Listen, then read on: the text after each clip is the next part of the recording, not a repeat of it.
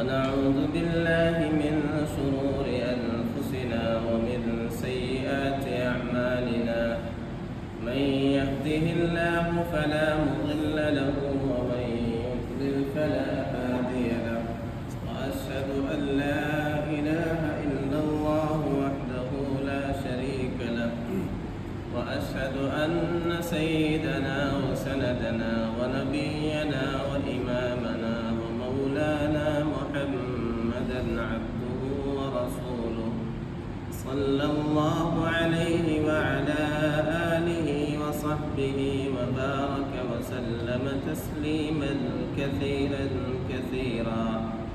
أما بعد فأعوذ بالله من الشيطان الرجيم. بسم الله الرحمن الرحيم. حافظوا على الصلوات والصلاة الوسطى وقوموا لله قانتين. صدق الله العظيم.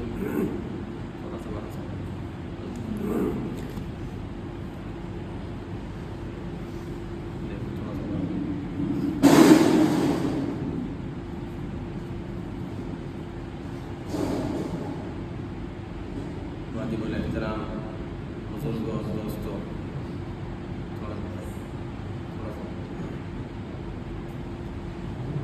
اس سے پہلے جمعے میں نماز کے حوالے سے تمہیدی باتیں ہوئی تھی. اس کی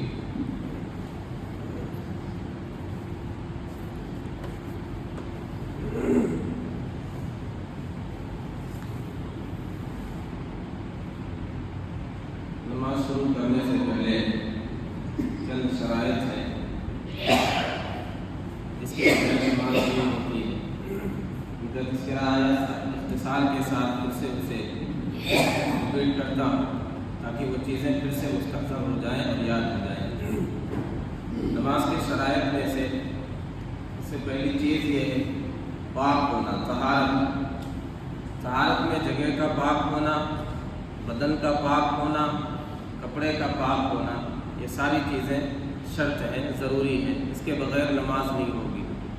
دلیل آیت کریمہ ہے وَثِيَابَكَ فَطَهِّرْ، اپنے کپڑے کو پاک رکھیے. اسی طرح نبی اکرم صلی اللہ علیہ وسلم کی حدیث ہے لا تقبل صلاۃ بغیر طہور، کوئی بھی نماز پاکی کے بغیر قبول نہیں کی جاتی. اسی طرح یہ بھی شرط ہے کہ ستر پوشی ہو، ستر کو چھپا کر نماز پڑھی جائے. دلیل خذوا زینتکم عند کل مسجد، اللہ تعالیٰ نے ارشاد فرمایا کہ اپنی زینت کو، اپنے لباس کو ہر نماز کے وقت لے لیا کرو، اختیار کر لیا کرو. یا بنی آدم قد انزلنا علیکم لباسا یواری سوآتکم وریشا، اے بنی آدم ہم نے تم پر لباس کی نعمت اتاری ہے یواری سوآتکم، جو تمہارے شکل کو، شرمگاہ کو چھپاتا بھی ہے لباس اور تمہارے لیے زینت کا ذریعہ بھی ہے. اسی طرح وقت کا ہونا شرط ہے. دلیل آیت کریمہ ہے ان الصلاۃ کانت علی المؤمنین کتابا موقوتا، بے شک نماز ایمان والوں پر متعینہ وقت میں فرض ہے. اسی طرح آیت کریمہ اقم الصلاۃ لدلوک الشمس الی غسق اللیل وقرآن الفجر، اس میں اوقات کا تذکرہ ہے. اسی طرح یہ بھی شرط ہے کہ نیت کرے آدمی. اب نیت کے بارے میں بتایا تھا کہ نیت دل کا عمل ہے، زبان سے اس کا اظہار ہو جاتا ہے. اگر کوئی زبان سے اظہار نہ کرے تو بھی کوئی مسئلہ نہیں. آپ دکان سے نکلے ہیں، آپ گھر سے چلے ہیں تو یہ نیت ہے نماز پڑھنے کے لیے نکلے، تو یہ دل کا عمل ہے. تو نیت کرنا بھی ضروری ہے. دلیل انما الاعمال بالنیات، صحیح بخاری کی پہلی روایت ہے. اسی طرح استقبال قبلہ، قبلے کی طرف رخ کرنا، یہ بھی شرط ہے، یہ بھی ضروری ہے. فَوَلِّ وَجْهَكَ شَطْرَ الْمَسْجِدِ الْحَرَامِ، اللہ تعالیٰ نے ارشاد فرمایا کہ اپنے رخ کو مسجد حرام کی طرف کر لیا کرو. تو نماز جب ہم شروع کریں گے تو سب سے پہلے تو ہمیں سیدھے کھڑا ہونا ہے. ہمیں استقبال قبلہ کر کے ہمیں سیدھے کھڑا ہونا ہے. یہ تو میرا چہرہ آپ کی طرف ہے، ادھر کرنا ہے سیدھے کھڑا ہونا. اب اس میں غلطی کیا ہوتی ہے؟ استقبال قبلہ میں یا سیدھے کھڑے ہونے میں بعض لوگ بہت جھک کر کے کھڑے ہو جاتے ہیں، بعض لوگ پاؤں سیدھا نہیں کرتے ہیں. اس میں بالکل قبلہ رخ ہونا ہے، ادھر ادھر. بعض لوگوں کا پاؤں اس طرح ہوتا ہے، ایک ادھر ایک ادھر، تو پاؤں ایک ادھر ہے ایک ادھر. شیخ سعدی رحمۃ اللہ علیہ نے فرمایا ترسم نرسی بکعبہ اے اعرابی کیرا کی تو میر علی ترکستان سے. مجھے ڈر ہے اے اعرابی تو کعبہ نہیں پہنچے گا، اس لیے کہ جو راستہ تو اختیار کر رہا ہے، جس راستے پر چل رہا ہے، یہ تو ترکستان جا رہا ہے. تو تھوڑی سی تبدیلی کے ساتھ میں کہتا ہوں ترسم نرسی بکعبہ اے اعرابی کیرا کی تو میر علی براجستان سے. جو راستہ تم چل رہے ہو تو راجستان جا رہا ہے. تو بعض لوگ یہ سمجھتے ہیں کہ نماز میں اس طرح رخ کریں کہ قبلے کی طرف بھی ہو جائے اور راجستھان اجمیر کی طرف بھی ہو جائے اور کلیر کی طرف بھی ہو جائے، ایک ساتھ تین شکار ہو جائے ایک تیر سے. تو یہاں شکار نہیں کرنا ہے، یہاں بندے بند کر کے نماز کا آغاز جیسے ہوتا ہے. آپ دیکھیں جو ہاتھ اٹھاتے ہیں تو ایک بندے کی طرح، غلام کی طرح سے ہینڈس اپ کرتے ہیں، سرنڈر کرتے ہیں کہ ہم نے اپنے آپ کو سرنڈر کر دیا. ہماری حیثیت کیا ہے، ہماری اوقات کیا ہے. اب ہمارا ہر عمل، ہر حرکت ایسی ہوگی جیسے رب کا فرمان ہوگا، پیارے آقا صلی اللہ علیہ وسلم کا طریقہ ہوگا، اسی کے اعتبار سے ہمارا ہر عمل ہوگا.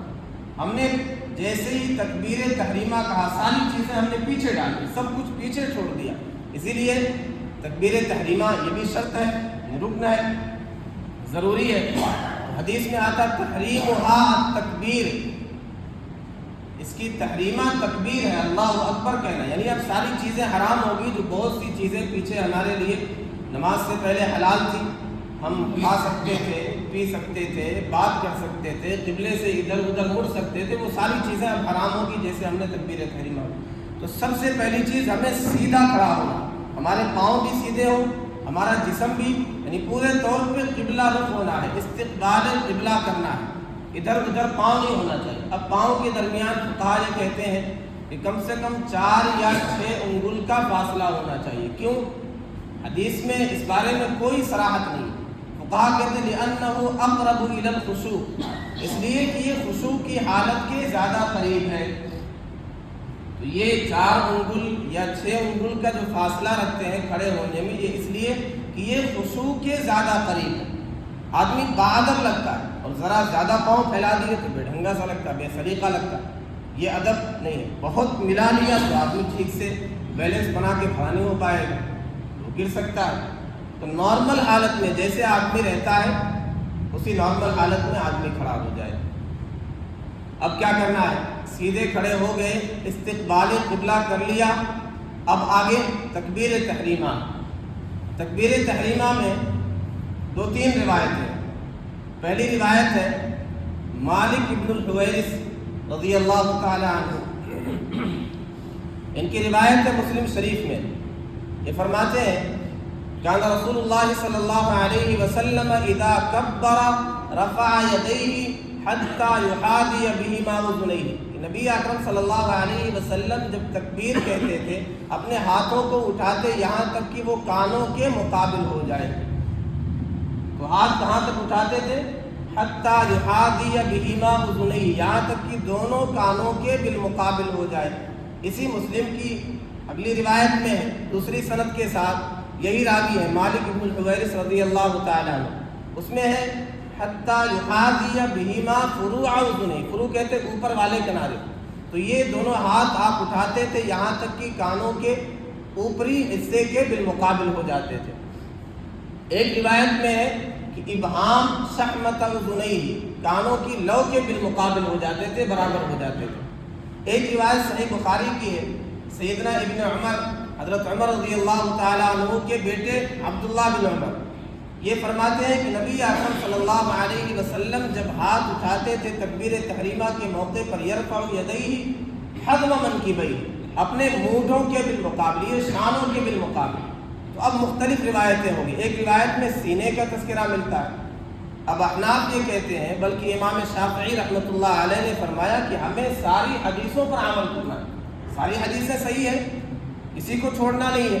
مسلم شریف کی روایتیں ہیں جس میں کان کا تذکرہ ہے اور کان کے اوپری حصے کا تذکرہ ہے. اور یہ بخاری کی روایت جس میں کندھوں کا تذکرہ ہے۔ اب تمام پر عمل کیسے ہو، ان ساری حدیثوں پر عمل کیسے ہو؟ تو امام شافعی رحمۃ اللہ علیہ فرماتے کہ اس طرح اٹھائیں گے کہ ہتھیلیاں تو شانوں کے کندھوں کے مقابل ہو جائیں، اور یہ انگوٹھے کان کے لو کے بالمقابل ہو جائیں، اور انگلیاں کان کے اوپری حصے والے اس کے بالمقابل ہو جائیں۔ تو اس طرح سب پر عمل ہو جائے گا۔ تو جب ہم نے یہاں سے شروع کیا اٹھانا تو یہ سینہ بھی آ گیا، پھر آگے ہتھیلیاں ہماری شانوں کے کندھوں کے بالمقابل ہو گئیں، پھر یہ انگوٹھے یہ کان کی لو کے بالمقابل ہو گئے، پھر انگلیاں یہ کان کے اوپری حصے کے بالمقابل ہو گئی، اس کے برابر ہو گئی۔ تو تمام حدیثوں پر عمل ہو گیا۔ اسی لیے احناف نے بھی اسے پسند کیا ہے، اور ملا علی قاری رحمۃ اللہ علیہ نے فرمایا ہوا جمع حسن، یہ خوبصورت تطبیق ہے، یعنی تمام حدیثوں کو بہترین طریقے پر جمع کرنا ہو۔ میں نے بتایا تھا احناف کا مزاج یہ ہے کہ تمام احادیث باپ کے سامنے رکھتے ہیں، اور پھر اس کے اعتبار سے سب کو سامنے رکھ کے اپنا مسلک بیان کرتے ہیں، کوئی حدیث چھوٹنے نہ پائے۔ اگر ساری حدیثیں صحیح ہیں تو سب پر عمل ہو جائے۔ تو ہاتھ جو اٹھاتے ہیں ہم کانوں تک، اس کی دلیل مسلم شریف کی روایت ہے اور یہ بخاری کی روایت ہے، اور سب پر عمل ہو گیا۔ اچھا، بعض لوگ کیا کرتے ہیں کہ یہ پکڑتے ہیں، اسے پکڑنا نہیں، اس کے بالمقابل ہونا، کان کی لو کے بالمقابل ہمارے انگوٹھے ہو جائیں، اسے پکڑنا نہیں۔ بعض لوگ اس طرح کرتے ہیں، یعنی سیدھا کر دیتے ہیں۔ یہ انگلیاں بھی، ہاتھ کی انگلیاں بھی قبلے کی طرف رہیں گی، اسے ایسے نہیں کرنا، یا آسمان کی طرف نہیں کرنا۔ تو یہ اس طرح کرنا یہ بھی غلط ہے، اور اس طرح کرنا یہ بھی غلط ہے اوپر کی طرف۔ یہ سیدھا ہونا چاہیے، انگوٹھے کان کے بالمقابل ہوں، انگلیاں کان کے اوپری حصے کے بالمقابل۔ یہ تکبیر تحریمہ ہو گئی۔ اب کیا کرنا ہے؟ تکبیر تحریمہ کہہ کے اللہ اکبر، ہاتھ باندھ لینا۔ اب ہاتھ باندھنے کے بارے میں مختلف حدیثیں ہیں، کیسے ہاتھ باندھا جائے، کہاں ہاتھ باندھا جائے۔ چنانچہ حضرت سہل بن سعد ساعدی رضی اللہ تعالیٰ عنہ کی روایت ہے، بلکہ اس سے پہلے ابن ماجہ کی روایت ہے، کان رسول اللہ صلی اللہ علیہ وسلم یؤمنا فیأخذ شمالہ بیمینہ، کہ آپ صلی اللہ علیہ وسلم ہماری امامت کرتے تھے، ہمیں نماز پڑھاتے تھے، تو آپ اپنے بائیں ہاتھ کو پکڑتے تھے اپنے دائیں ہاتھ سے۔ تو پکڑنے کا تذکرہ آ گیا۔ تو ہم جو پکڑتے ہیں یہ انگوٹھے اور چھوٹی انگلی سے حلقہ بنا کر کے پکڑتے ہیں، تو اس وجہ سے کہ پکڑنے کا لفظ ہے حدیث میں، یاخذ شمالہ بیمینہ، کہ آپ صلی اللہ علیہ وسلم اپنے بائیں ہاتھ کو اپنے دائیں ہاتھ سے پکڑتے تھے۔ اسی طرح دوسری روایت دیکھیں، حضرت سہل بن سعد ساعدی رضی اللہ تعالیٰ عنہ کی روایت ہے کہ نبی اکرم صلی اللہ علیہ وسلم کان الناس یؤمرون، لوگوں کو حکم دیا جاتا ہے، ان یضع الرجل، کہ آدمی رکھے یدہ الیمنی علی ذراعہ الیسری، کہ آدمی اپنے دائیں ہاتھ کو اپنے بائیں ذراع پر رکھے۔ اب ذراع کہتے ہیں یہاں سے لے کر کے، انگلی کے سرے سے لے کر کے یہاں تک۔ تو حکم دیا جاتا تھا لوگوں کو کہ آدمی اپنے دائیں ہاتھ کو اپنے بائیں ذراع پر رکھے، اور ذراع یہاں سے یہاں تک، یہ لغت کے اعتبار سے۔ اور اگلی روایت ہے وائل بن حجر رضی اللہ تعالیٰ عنہ کی، وہ فرماتے ہیں کہ میں نے نبی صلی اللہ علیہ وسلم کو دیکھا، رأیت النبی صلی اللہ علیہ وسلم یضع یمینہ علی کف شمالی والرسغ والساعد، میں نے دیکھا نبی اکرم صلی اللہ علیہ وسلم نے اپنے دائیں ہاتھ کو اپنی بائیں ہتھیلی پر اور گٹوں پر اور بازو پر رکھا۔ اب یہ مختلف حدیثیں ہو گئی۔ اسی طرح سیدنا ابو ہریرہ رضی اللہ تعالیٰ عنہ فرماتے ہیں وضع الکف علی الکف، ہتھیلی ہتھیلی پر رکھی جائے گی۔ اب اگر ہم صرف ایک حدیث کو لیں گے ذراع والی، تو کہیں بھی ہاتھ رکھ سکتے ہیں، یہ ذراع یہاں سے یہاں تک ہو گیا۔ لیکن اگر ہتھیلی پر ہتھیلی نہیں رکھیں گے تو یہ حدیث چھوٹ جائے گی۔ تو ہتھیلی پر ہتھیلی ہم نے رکھا تو ذراع یہاں سے یہاں تک ہے، تو اس حدیث پر بھی عمل ہو گیا۔ تو اس لیے تمام حدیثیں سامنے رکھ کر کے احناف نے کہا طریقہ یہ ہے ہاتھ باندھنے کا کہ ہتھیلی ہتھیلی پر رکھی جائے، اور پکڑنا بھی ہو جائے، اور گٹھوں پر بھی ہو گیا۔ تو یہ تینوں انگلیاں آگے آ گئیں، اور یہ گٹھوں کو انگوٹھے اور چھوٹی انگلی سے پکڑ لیا، اور ہتھیلی ہتھیلی پر رکھنا بھی ہو، تو یہ بہترین تطبیق ہوگی، تمام احادیث پر عمل ہو گیا۔ اب کیا کرنا، رکھنا کہاں ہاتھ؟ تو یہی سیدنا وائل بن حجر رضی اللہ تعالیٰ عنہ کی روایت ہے، یہ فرماتے ہیں کہ میں نے دیکھا نبی اکرم صلی اللہ علیہ وسلم کو کہ آپ نے اپنے دائیں ہاتھ کو بائیں ہاتھ پر رکھا، کہاں؟ تحت السرۃ۔ رأیت النبی صلی اللہ علیہ وسلم یضع یمینہ علی شمالہ فی الصلاۃ تحت السرۃ۔ میں نے دیکھا نبی اکرم صلی اللہ علیہ وسلم نے اپنے دائیں ہاتھ کو بائیں ہاتھ پر رکھا، کہاں؟ ناف کے نیچے، تحت السرۃ، ناف کے نیچے۔ اسی طرح چوتھے خلیفہ سیدنا علی رضی اللہ تعالی عنہ فرماتے ہیں، ابو داؤد کی روایت، من سنت الصلاۃ وضع الیمین علی الشمال تحت السرۃ۔ نماز کی سنت میں سے ہے کہ دائیں ہاتھ کو بائیں ہاتھ پر رکھا جائے، ناف کے نیچے۔ اسی طرح جو ابو ہریرہ رضی اللہ تعالیٰ عنہ کی بات میں نے بتلائی، وہ بھی فرماتے ہیں کہ ہتھیلی پر ناف کے نیچے رکھی جائے۔ تو یہ تمام احادیث ہے۔ اور پہلی والی جو حدیث ہے وائل بن حجر رضی اللہ تعالیٰ عنہ، یہ مصنف ابن ابی شیبہ کی روایت ہے، جس کے بارے میں محدث قاسم بن قطلبغہ کہتے ہیں کہ ھذا حدیث حسن، یہ حدیث حسن درجے کی ہے، صحیح درجے کی ہے۔ ایک راوی فرماتے، ایک محدث فرماتے ہیں ھذا حدیث قوی من حیث السند، یہ حدیث سند کے اعتبار سے قوی ہے۔ تو محدثین نے اس کے بارے میں کہا کہ یہ حدیث صحیح ہے سند کے اعتبار سے قوی۔ اب جو سینے پر ہاتھ باندھنے کے، یہ سیاہ ستہ میں کوئی روایت نہیں۔ اچھا، یہ جو طریقہ ہم بتلا رہے ہیں، اس میں کسی پر ٹارگٹ کرنا یا کسی کی تردید کرنا مقصود نہیں، بس اپنے بارے میں ہمیں پتہ چل جائے کہ قرآن و حدیث سے ہمارا طریقہ ثابت ہے۔ ہم جو نماز پڑھتے ہیں یہ قرآن و حدیث کے اور دلائل کی روشنی میں پڑھتے ہیں، ایسا نہیں کہ عقلی طور پہ ہمارا طریقہ اس طرح ہم ساری چیزیں کرتے ہیں، قرآن و حدیث کی روشنی میں کرتے ہیں۔ تو صحیح حدیث میں یہ ہے کہ ناف کے نیچے ہاتھ رکھا جائے گا، اور سیاہ ستہ میں کہیں نہیں ہے کہ سینے پر ہاتھ باندھا جائے گا۔ ہاں، عورت کے لیے عورت کا ایک مستقل باب ہے، عورت کی نماز کیسے ہوگی، اس میں کیا فرق ہے مردوں اور عورتوں کی نماز میں۔ تو یہ بہرحال ہاتھ باندھنا ہو گیا۔ اب آگے کیا کریں گے؟ ہاتھ باندھنے کے بعد کیا کریں گے؟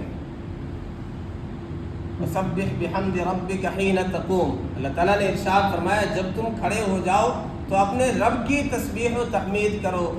تو ضحاک مفسر فرماتے ہیں کہ اس سے مراد یہ ہے کہ سبحانک اللہم وبحمدک وتبارک اسمک وتعالی جدک ولا الہ غیرک، یہ ثنا پڑھنی ہے۔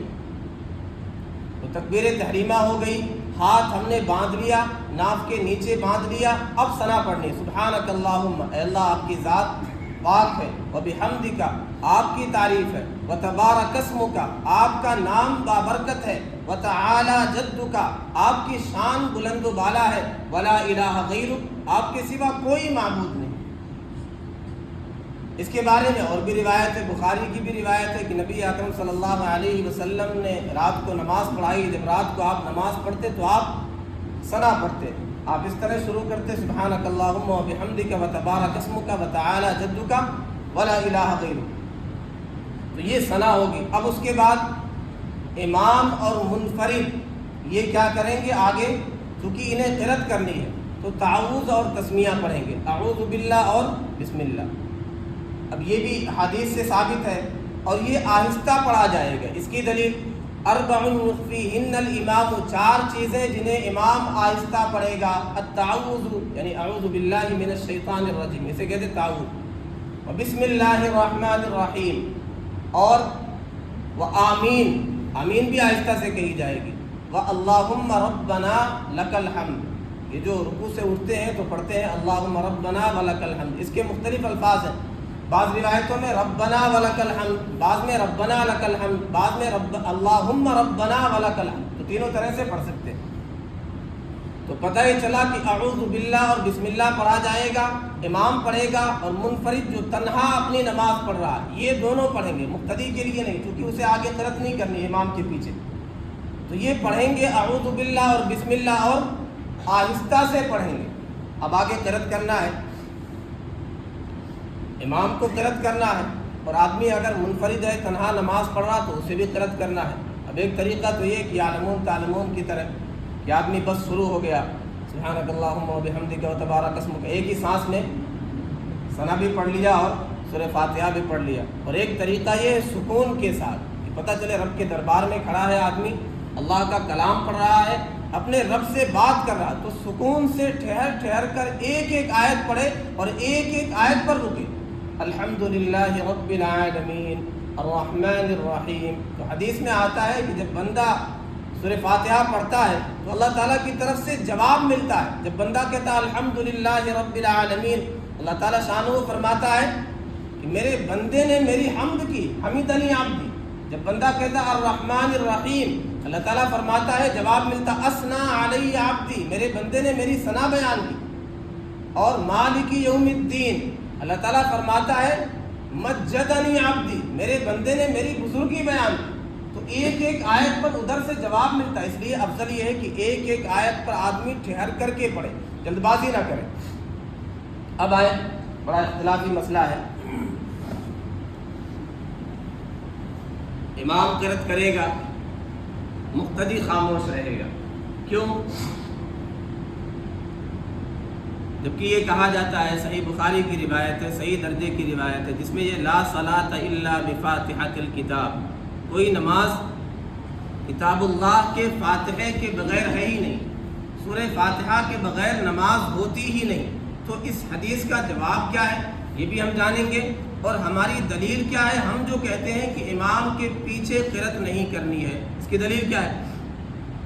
اس کی دلیل آیت شریفہ ہے، قد افلح المؤمنون الذین هم فی صلاتهم خاشعون. وہ مومنین کامیاب ہیں جو اپنی نمازوں میں خشوع خضوع اختیار کرنے والے. اب رئیس المفسرین، مفسرین کے سردار سیدنا عبداللہ بن عباس رضی اللہ عنہما فرماتے ہیں کہ اس سے مراد یہ ہے کہ خشوع خضوع اختیار کرنے والے لا یلتفتون یمینا و شمالا، جو لوگ دائیں بائیں نماز میں مڑتے نہیں ہیں. ولا یرفعون ایدیہم فی الصلاۃ، رفع یدین نہیں کرتے نماز میں، یعنی بار بار ہاتھ نہیں اٹھاتے ہیں. پھر یہ تو رفع یدین کی دلیل ہو گئی. یہ قرات کے بارے میں مقتدی خاموش رہے گا. آیت کریمہ ہے وَإِذَا قُرِئَ الْقُرْآنُ فَاسْتَمِعُوا لَهُ وَأَنصِتُوا، جب قرآن پڑھا جائے تو تم خاموش رہو، کان لگا کر سنو. اب اس کے بارے میں آپ پڑھیں گے تو کہا جائے گا کہ یہ تو نماز کے بارے میں نہیں، جبکہ ایک بڑی تعداد صحابہ کی، بلکہ امام احمد بن حنبل نے کہا کہ علماء کا اس پر اتفاق انہا نزلت فی الصلاۃ المفروضہ، یہ فرض نماز کے بارے میں نازل ہوئی. کیا؟ اذا قرئ القرآن، جب قرآن پڑھا جائے، فاستمعوا له، تو غور سے سنو، کان لگا کر سنو، وانصتوا، اور خاموش رہو. لہٰذا جب امام پڑھے گا تو خاموش رہنا ہے، نہ سورہ فاتحہ پڑھنا ہے مقتدی کو، نہ کچھ اور پڑھنا ہے. اسی طرح ہماری دلیل من کان له امام فقراءۃ الامام له قراءۃ، جس کا امام ہو تو امام کی قرات اس کے لیے بھی قرات ہے. امام کی قرات مقتدی کی قرات ہے. لہذا جب امام کی قرات مقتدی کی قرات ہے تو مقتدی کو قرات کرنے کی ضرورت نہیں ہے. اسی طرح ایک روایت میں ہے انما جعل الامام لیؤتم بہ، امام اس لیے بنایا گیا ہے کہ اس کی اقتداء کی جائے. فَإِذَا كَبَّرَ فَكَبِّرُوا، جب وہ تکبیر کہے تم بھی تکبیر کہو. وَإِذَا رَكَعَ فَارْكَعُوا وَإِذَا قَرَأَ فَأَنصِتُوا، جب وہ قرأت کرے تم خاموش ہو جاؤ. تو پتہ ہی چلا کہ جب امام قرأت کرے گا تو مقتدی کو خاموش رہنا ہے. اچھا، یہ جو آیت کریمہ میں نے پڑھی، اس کی وجہ سے بہت سے لوگ، یعنی علماء کی ایک جماعت یہ کہتی ہے کہ جہری نمازوں میں تو مقتدی قرأت نہیں کرے گا، سورہ فاتحہ نہیں پڑھے گا، لیکن سری نمازوں میں، یعنی جو آہستہ جس میں قرأت کی جاتی ہے، امام آہستہ جس میں پڑھتا ہے، اس میں مقتدی سورہ فاتحہ پڑھے گا. ہمیں کہتے ہیں اس کے جواب میں بھی سیدنا زید بن ثابت رضی اللہ تعالیٰ عنہ فرماتے ہیں لا قراءۃ مع الامام فی شیء، امام کے ساتھ کسی بھی نماز میں کسی بھی طرح کی کوئی قرأت نہیں. پتہ ہے چلا نماز چاہے جہری ہو، نماز چاہے سری ہو، کسی بھی طرح کی مقتدی کو قرأت نہیں کرنی ہے. اب اس کا جواب لا صلاۃ لمن لم یقرأ بفاتحۃ الکتاب، جو کتاب اللہ کی فاتحہ نہ پڑھے، جو سورہ فاتحہ نہ پڑھے، اس کی نماز نہیں. اس کا کیا جواب ہے؟ اس کے بارے میں محدثین یہ کہتے ہیں، سفیان بن عیینہ کہتے ہیں، احمد بن حنبل کہتے ہیں، اور جابر بن عبداللہ کہتے ہیں، انہوں نے کہا ھذا لمن یصلی وحدہ، یہ اس کے لیے جو تنہا نماز پڑھے. ھذا فی حق المنفرد، یہ منفرد کے حق میں ہے. ھذا اذا کان وحدہ، یہ اس وقت ہے جب آدمی تنہا ہو. تو یہ امام کے لیے ہے. امام کی نماز فاتحہ کے بغیر نہیں ہوگی، منفرد کی نماز فاتحہ کے بغیر نہیں ہوگی. تو آدمی تنہا نماز پڑھ رہا تو وہاں پہ فاتحہ پڑھنا ضروری ہے. تو پتہ ہی چلا یہ جو روایت ہے کہ فاتحہ کے بغیر کوئی نماز ہی نہیں ہوتی، یہ کس کے لیے ہے؟ منفرد کے حق میں، وہ آدمی جو تنہا نماز پڑھے. اسی طرح ایک اور روایت اس بارے میں، من صلی رکعتا لم یقرأ فیہا بأم القرآن فلم یصلی الا وراء الامام. نبی اکرم صلی اللہ علیہ وسلم نے ارشاد فرمایا جس نے نماز پڑھی اس میں سورہ فاتحہ نہیں پڑھا تو اس کی نماز نہیں ہوئی، اس نے نماز نہیں پڑھی الا وراء الامام، سوائے امام کے پیچھے.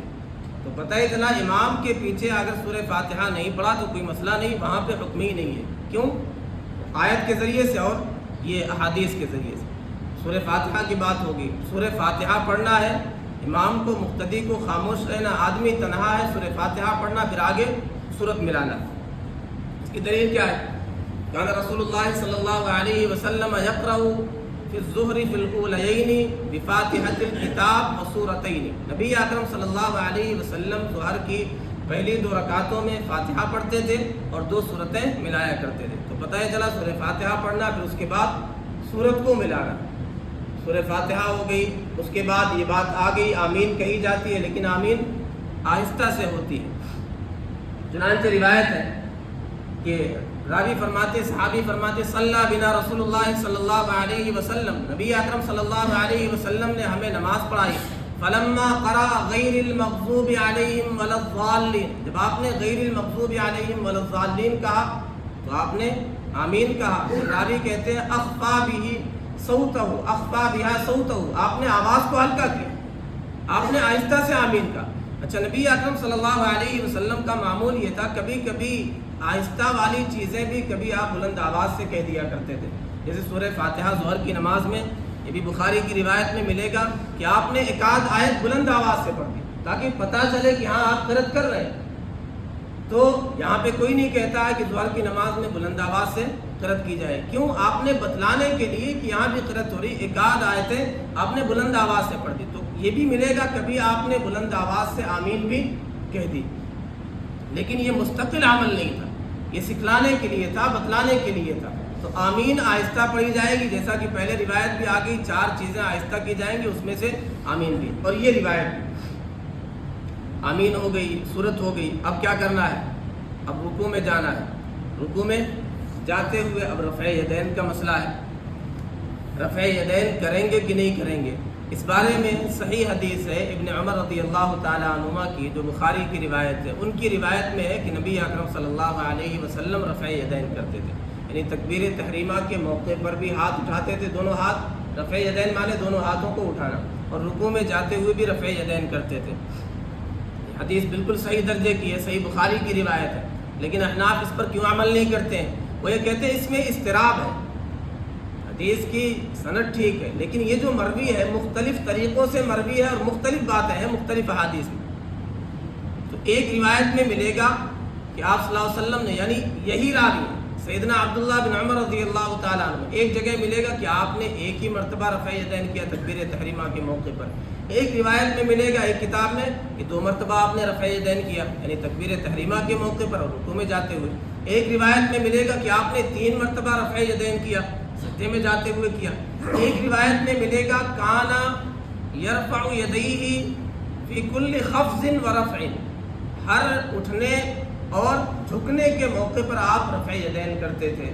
وفی کل رکوع و سجود و جلستین، آپ ہر رکوع کے موقع پر رفع یدین کرتے تھے، سجدے کے موقع پر رفع یدین کرتے تھے. تو پتہ یہ چلا اس میں اضطراب ہے، اس میں اختلاف ہے. کہیں پہ ایک جگہ رفع یدین کا تذکرہ ہے، کہیں پہ 2 جگہ ہے، کہیں پہ 3 جگہ ہے، کہیں پہ ہر اٹھنے بیٹھنے کی جگہ پر رفع یدین کرنے کا تذکرہ. تو اس میں اضطراب ہے.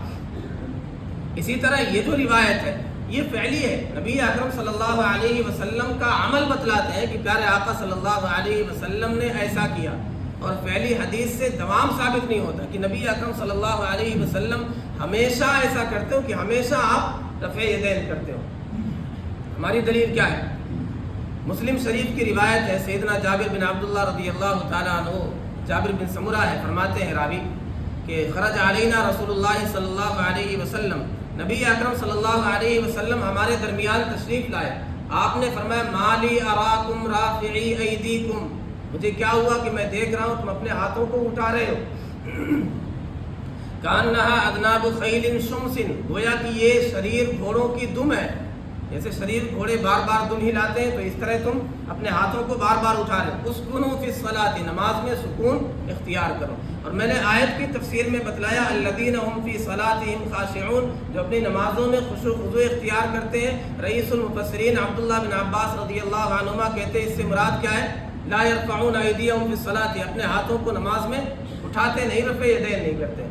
اسی طرح ہماری ایک اور دلیل ہے، سنن ترمذی کی روایت ہے، سیدنا عبداللہ بن مسعود رضی اللہ تعالیٰ عنہ راوی، وہ فرماتے ہیں الا اصلی بکم صلاۃ رسول اللہ صلی اللہ علیہ وسلم، کیا میں تمہیں نبی اکرم صلی اللہ علیہ وسلم کی نماز پڑھ کے نہ دکھلاؤں؟ پھر آپ نے پڑھ کے دکھلایا.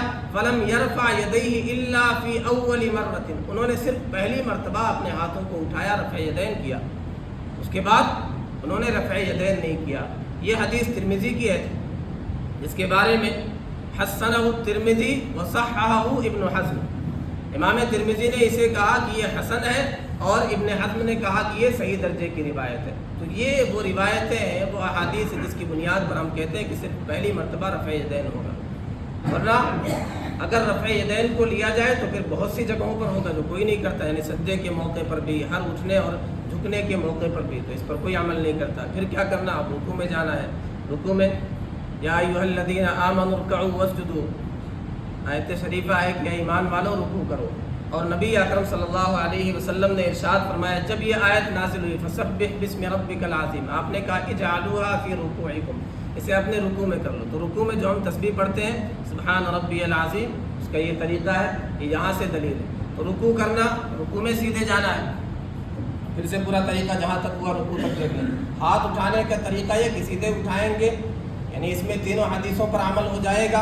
انگوٹھے کان کی لو کے بالمقابل اور انگلیاں کان کے اوپر والے حصے کے بالمقابل، ہتھیلیاں کندھوں تک آ جائیں گی. اب ہم نے ہاتھ باندھا تو اس طرح ناف کے نیچے ہاتھ باندھا، ہتھیلی پر ہو گئی، اور یہ گھٹوں کو پکڑنا بھی ہو گیا، اور ذراع پر بھی ہاتھ رکھنا ہو گیا.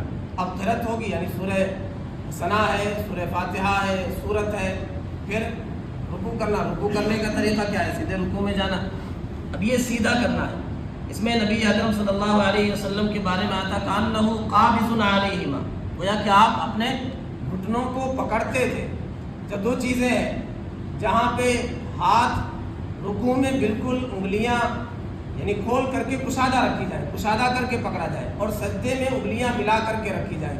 باقی جگہوں پہ نارمل حالت میں انگلیاں رکھی جائیں. تو رکوع اس طرح کیا جائے گا. ہاتھ کے بارے میں آتا جیسے تانت ہو تو بالکل یہ سیدھا ہے، اسے ٹیڑھا نہیں کرنا. بعض لوگ اس طرح کرتے ہیں، بعض لوگ بہت زیادہ جھک جاتے ہیں. لم یشخص راسہ، نہ آپ سر کو بہت زیادہ جھکاتے تھے نہ بہت زیادہ اٹھاتے تھے. بین ذالک، اس کے بیچ میں یعنی درمیان میں ہوتا تھا. تو اس طرح کہ سر پشت کے برابر ہو جائے، پشت پہ کوئی چیز رکھی جائے، کوئی گلاس رکھا جائے تو وہ گرے نہ، اس طرح آدمی برابر ہو جائے. تو رکوع اس طرح کرنا ہے. اور رکوع میں سبحان ربی العظیم، سبحان ربی العظیم، سبحان ربی العظیم 3 مرتبہ یا 5 مرتبہ یا 7 مرتبہ پڑھنا ہے. اس سے آگے انشاءاللہ اللہ ہم سب کو عمل کرنے والا بنائے، سنت کے مطابق نماز